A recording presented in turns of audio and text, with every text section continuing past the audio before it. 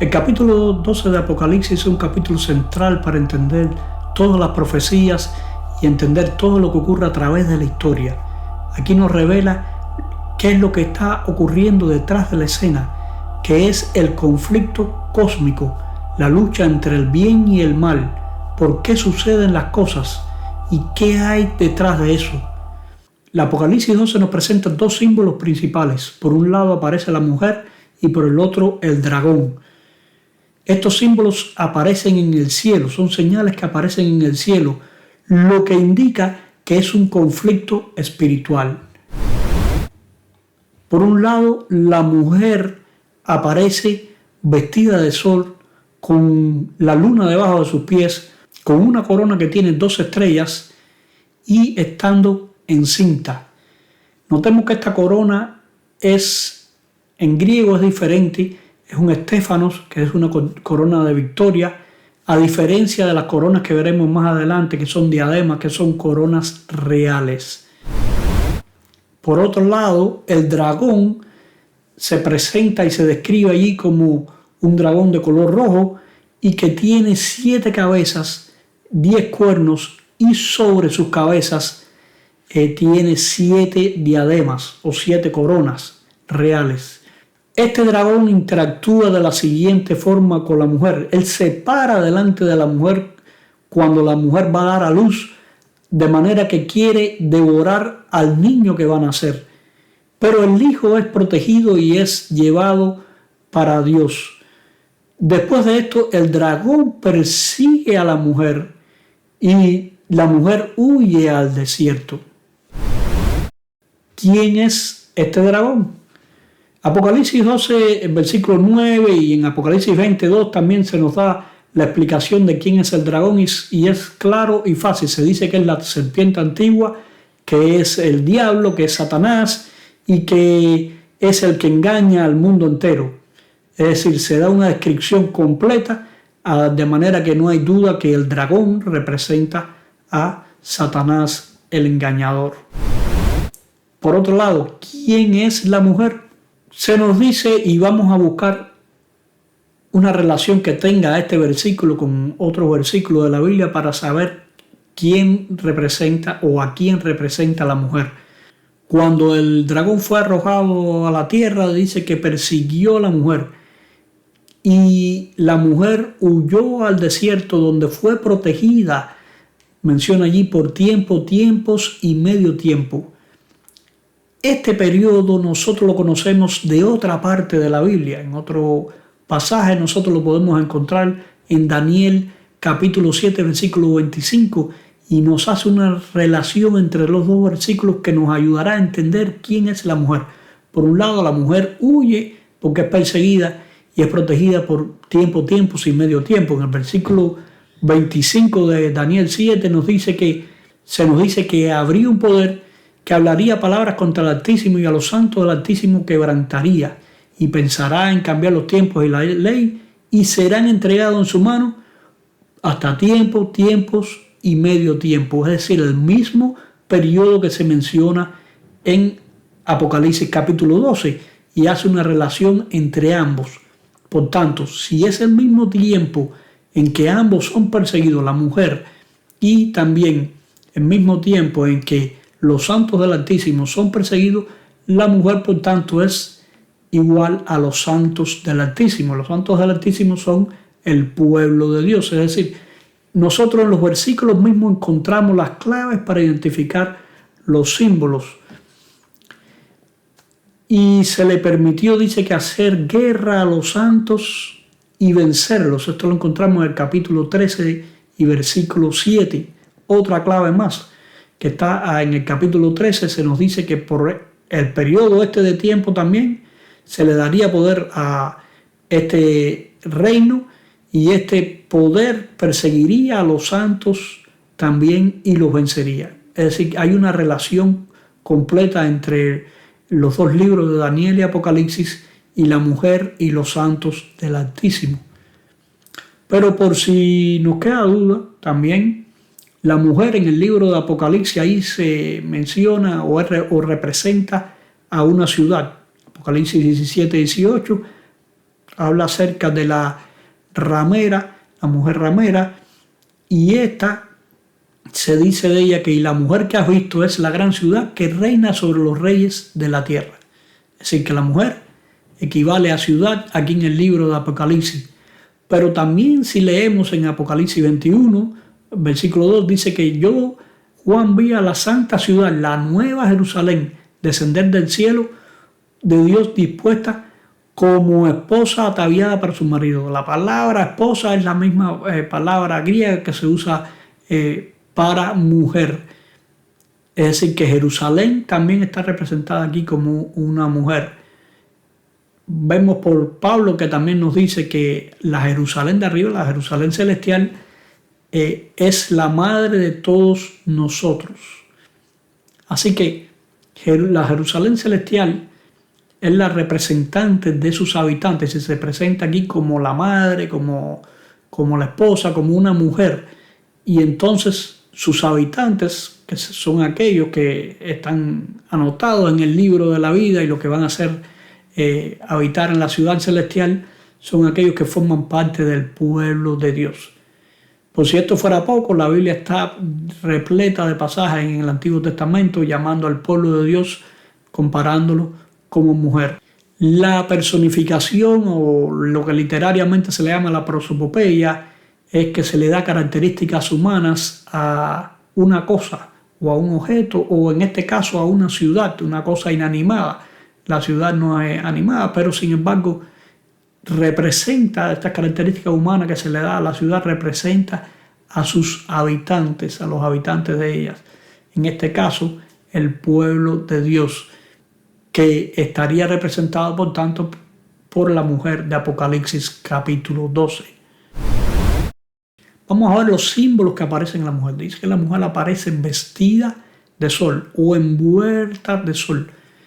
Es decir, no dice directamente que ella es el sol o algo así, pero que resplandece o que aparenta resplandecer como el sol, como si estuviera vestida de él y está con la luna debajo de sus pies. En Apocalipsis también aparecen otras menciones acerca de gente que resplandece como el sol, como Cristo aparece en el capítulo 1 con su rostro como el sol. En el capítulo 10, versículo 1, también aparece un ángel como con su rostro como el sol. Así que de esta manera la mujer aparece como resplandeciente. Si vamos y leemos lo que nos dice el capítulo 21, en el cual se describe la santa ciudad de Jerusalén, se describe allí como, y también se repite en el capítulo 22, versículo 5, que la ciudad no necesita de sol, lo repito 2 veces, ni de luna, porque la gloria de Dios la ilumina.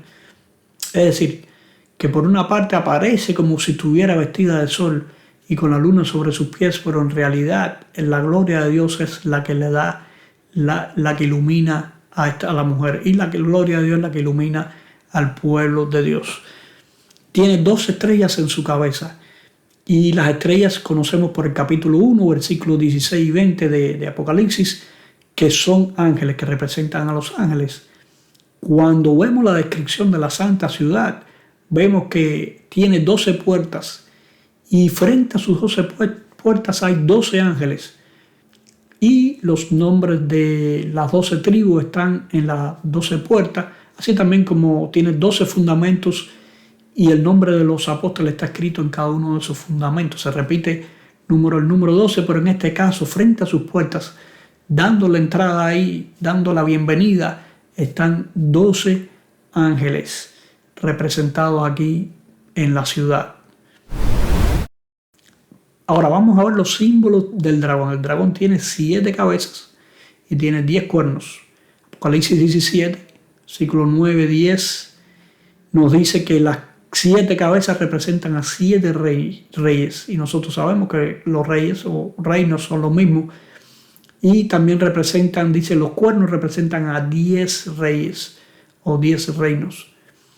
Tiene estas coronas que son coronas diademas, que son coronas reales, en este caso sobre sus 7 cabezas, es decir, sobre estos 7 reinos. Satanás trabaja a través de los reinos mundanales y por eso no es de extrañarse que se esté representado aquí en el dragón teniendo varios reinos a su haber, de los cuales utiliza para perseguir al pueblo de Dios o ha usado a través de la historia para perseguir al pueblo de Dios y ha usado para sus propósitos. De hecho, se menciona a través del rey de Babilonia, es decir, que era elemento que Satanás usaba a estos reyes, y se menciona como el rey de Babilonia en Isaías capítulo 14, representando allí a Satanás, pues él era el que estaba detrás de ese reino también, dirigiendo los reyes. De hecho, la Biblia lo menciona que es el príncipe de este mundo. Por otro lado, en Ezequiel 28 aparece como el rey de Tiro, también usando el rey de Tiro para ilustrar quién era el que estaba detrás realmente del rey de Tiro, de los reyes de esta tierra, que es Satanás. El capítulo 10 de Daniel es muy revelador. Ahí se nos habla de lo que ocurre detrás de la escena de todos los conflictos. Se nos habla de que estaba allí Gabriel luchando, y también vino el príncipe de los príncipes para luchar a través de la conciencia, influenciar en la conciencia del rey de Persia en favor del pueblo de Dios. En este caso era para que le diera el retorno a los israelitas a Jerusalén y a la tierra de Israel nuevamente, a Judea. Pero por otro lado, en este conflicto se ve que detrás estaba también quien representaba al príncipe de Persia, que era Satanás, obviamente, y también dice que después le tocaría luchar, contender con el príncipe de Grecia, que Satanás estaría orando también a través de él. Es decir, que detrás de todo lo que nosotros vemos en esta tierra están los poderes del bien influenciando las decisiones de estos reyes, y los poderes del mal también influenciando detrás de ellos. Mayormente estos, si no tienen un corazón dedicado o tienen un corazón que inclinado hacia Dios, mayormente Satanás los usa para sus propósitos y para perseguir al pueblo de Dios. La ilustración de que aparece Satanás, también aquí representado como el dragón o la serpiente antigua, nos trae esto de nuevo al principio del conflicto ahí en Génesis capítulo 3:15. Conflicto aquí me refiero en la tierra, cuando entró el pecado allí, que cuando Dios declaró y le dijo: enemistad pondré entre ti y la mujer, hablando con la serpiente, y dice que la mujer te herirá en la cabeza y tú le herirás en el cañal, entre su simiente y la simiente suya.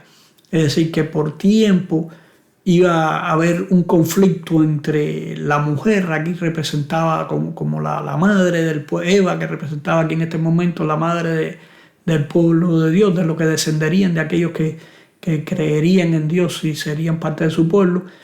Y ven aquí que hay conflicto que desde el momento inicial engañó a la mujer y estará siempre tratando de engañar al pueblo de Dios y de destruirlo, y engañar a los reyes de esta tierra para usarlos para su propósito, para destruir al pueblo de Dios. Por otra parte, vemos que también en el capítulo 2 aparece el hijo de la mujer, porque la mujer estaba encinta y dio a luz un hijo, y dice que cuando ella dio a este hijo, a luz a este hijo varón, que regirá, dice, habla acerca de este hijo, que regirá con vara de hierro a todas las naciones, y su hijo entonces fue arrebatado para Dios y para su trono. Es decir, que Satanás no pudo, o el dragón no pudo devorar a ese hijo, porque finalmente fue arrebatado para Dios y para su trono.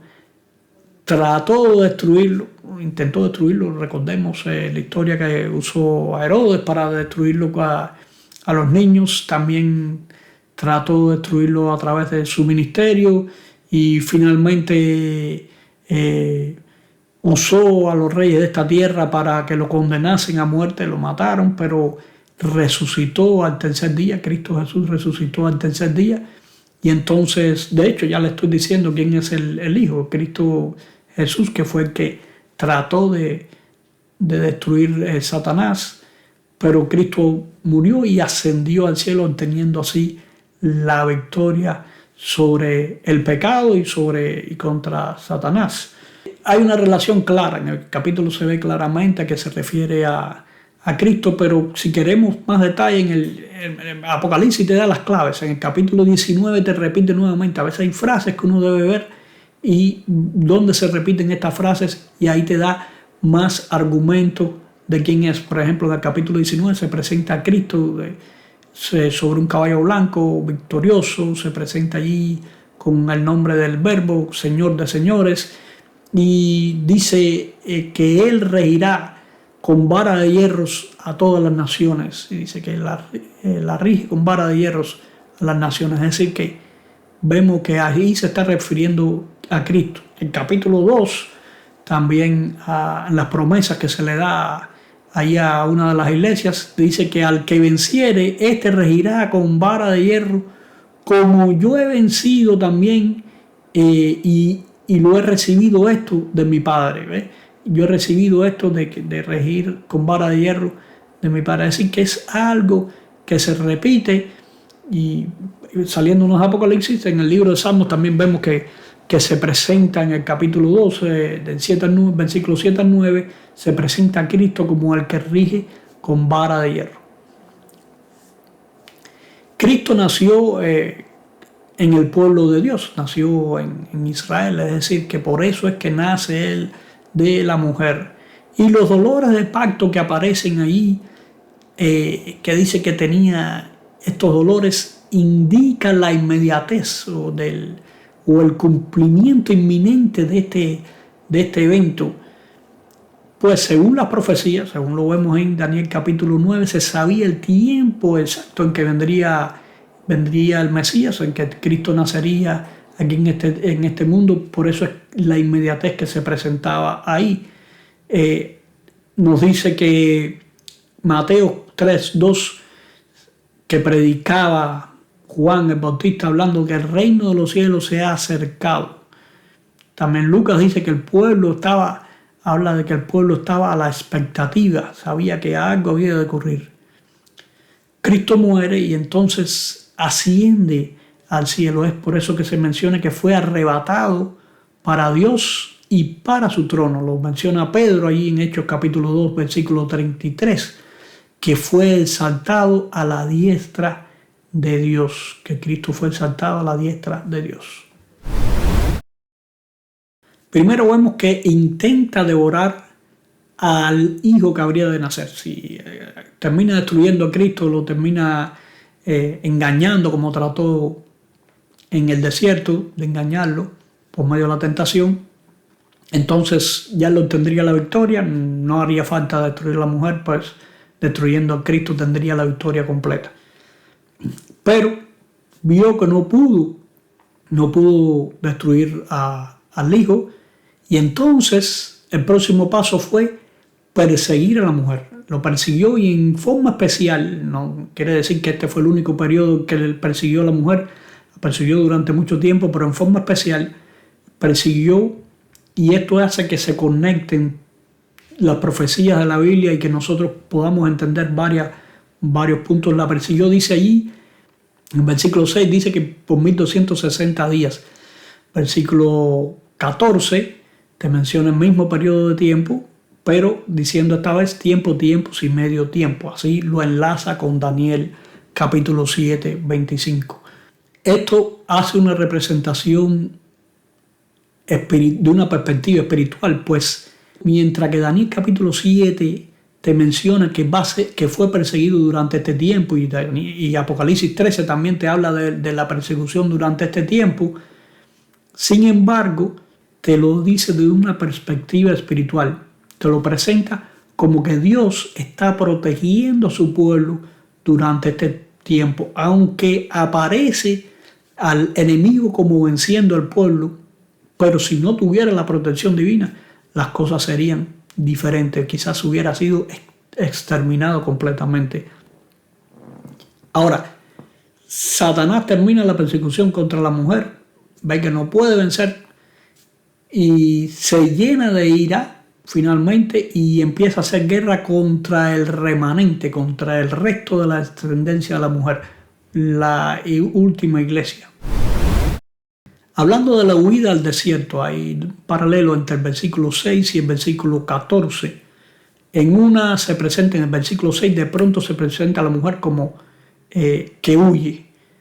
Entonces, a veces no es que está ordenado todo cronológicamente, sino que a veces se repiten los mismos eventos, dándonos más detalle y haciéndonos comprender acerca de ellos. Por ejemplo, se da un vistazo y después se repite nuevamente. De esa forma uno puede entenderlo y agrega detalles a la historia. En este caso, en el versículo 6 dice que huye. Pero ¿por qué huye la mujer? No te dice por qué huye ahí en ese versículo.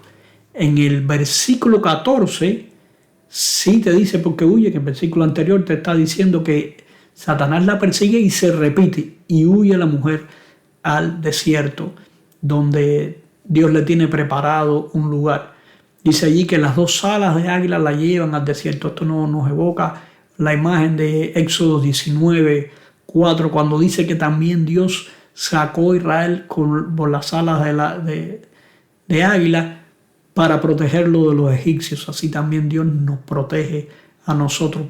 En el mismo capítulo de Éxodo se repite en el versículo 14 que el lugar de protección allí fue el desierto. Por esto es que se usa esto como una imagen de cómo no realmente que la mujer fue a un lugar desértico, sino que es una imagen de un lugar donde encuentra protección la iglesia durante este tiempo, ¿verdad? Se escondieron en las montañas, en los bosques, o se propagó de alguna forma el evangelio, aunque muchos fueron muertos, siguió regándose de la semilla del evangelio.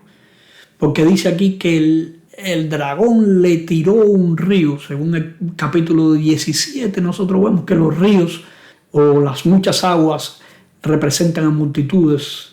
Es decir, lo persiguieron las naciones, pero sin embargo dice aquí que la tierra abrió su boca. Son símbolos, recuerden que estos son símbolos que son, como lo dije, prosopopeya.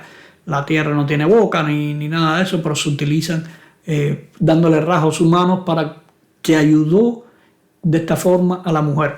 De alguna forma Dios encontró, a través de estas imágenes, demuestra que por un lado existe un ataque contra el pueblo de Dios, pero por el otro lado existe una protección que Dios brinda. Dios utiliza sus herramientas también para proteger al pueblo de Dios.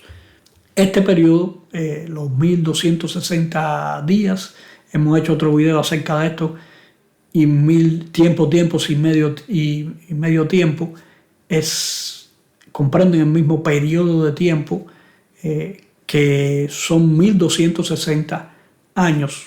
Vimos en otro video que lo que ocurre durante este periodo no puede ser meramente ocurrirle en 3 años y medio, como vamos a ver más adelante en el capítulo 13, no puede ocurrir en un periodo tan corto, y además el lenguaje críptico que habla acerca de esto, tiempo, es un lenguaje no común. Si no hubiera dicho 3 años y medio normalmente o algo así, o 3 años y 6 meses, esto nos da a entender que este es un lenguaje profético. Y por la Biblia entendemos, por Ezequiel 4:4, entendemos que un día representa un año proféticamente, por lo tanto esto cubriría un rango de años de 1260 años en la historia durante el cual fue perseguido. Por eso es que se salta aquí los eventos de la persecución final después del remanente, después de un largo periodo en el cual Satanás trabaja en contra de la iglesia. No quiere decir realmente que todo este tiempo fue persecución, pero en el cual Satanás trató de destruir completamente la iglesia o el pueblo de Dios en forma más extensiva. Aquí se menciona también en Apocalipsis 12 la guerra en el cielo. ¿Cuándo ocurre esta guerra en el cielo? Bueno, Satanás y sus ángeles fueron echados, dice allí, del cielo. Esta guerra no ocurre antes de la fundación del mundo, cuando realmente Satanás se rebeló contra Dios. A Satanás se le permitía entrar al cielo regularmente. De hecho, lo vemos allí en el libro de Job, que Satanás se presenta allí en el cielo delante de Dios. Así que no ocurrió antes de la fundación del mundo, porque también aquí mismo en el capítulo 12 nos dice en el versículo 10 que fue echado fuera a Satanás, quien acusaba a los hermanos. Es decir, que antes de la fundación del mundo no había hermanos a quien acusar. Así que eso ocurrió después. Y también nos ubicamos en el tiempo y en el espacio, porque dice que fue en el momento en que los hermanos a quien él acusaba le vencieron por medio de la sangre del Cordero. Es decir, que fue después de la muerte de Cristo Jesús cuando este evento o esta guerra o esta expulsión final del cielo tomó lugar, y fue cuando esto ocurrió, que Satanás entonces fue confinado a esta tierra y por tanto se fue a hacer guerra contra la mujer poco después de la ascensión de Cristo, y enfocándose mayormente en ese largo periodo de tiempo. Finalmente dice que cuando no pudo vencer así durante este tiempo, se enfocó principalmente contra el remanente, lo último que va a quedar de la mujer, lo último que queda, el resto de la descendencia de la mujer, y fue a hacer guerra contra ellos, sabiendo que le queda poco tiempo. ¿Quién es este remanente? ¿Cómo se describe el remanente? Vamos a verlo en otro video más adelante. Vamos a dedicárselo simplemente al remanente para entender quién es y cómo se describe. Vamos a revisitar la línea de tiempo que nos habla el libro de Apocalipsis aquí en el capítulo 12. Primero aparecen, como vimos ahí, estas señales en el cielo, estos símbolos en el cielo, y aparece Cristo que nace aquí en esta tierra como un niño, nace como un hombre aquí en esta tierra. Después muere y resucita y asciende al cielo, llevado para Dios y para su trono. Después de esto ocurre la guerra en el cielo, y después de esto ocurren los 1260 años de persecución a la mujer, así al pueblo de Dios. Y por último, el ataque final contra el remanente del pueblo de Dios. Primero se perseguía a Cristo, después se perseguía al pueblo de Dios y después se persigue al remanente, es decir, en la iglesia final en esta tierra. Siempre hay una persecución o hay un deseo de destruir a Cristo o a su iglesia. Este capítulo nos aclara todo. Lo vemos también en el capítulo 10 de Daniel, lo que ocurre detrás de la escena, el conflicto cósmico que es la guerra entre el bien y el mal. La Biblia nos lo dice allí en Efesios 6:12, dice, porque no tenemos lucha contra carne ni sangre, sino contra principados, contra potestades, contra los gobernadores de las tinieblas de este siglo y contra los huestes espirituales de maldad en las regiones celestiales. Todo lo que ocurre en este mundo, hay poderes que influyen detrás de ello. Todo es parte de la guerra entre el bien y el mal. Pero sabemos, según la profecía de la Biblia, que el bien será victorioso. Cristo nos dará la victoria.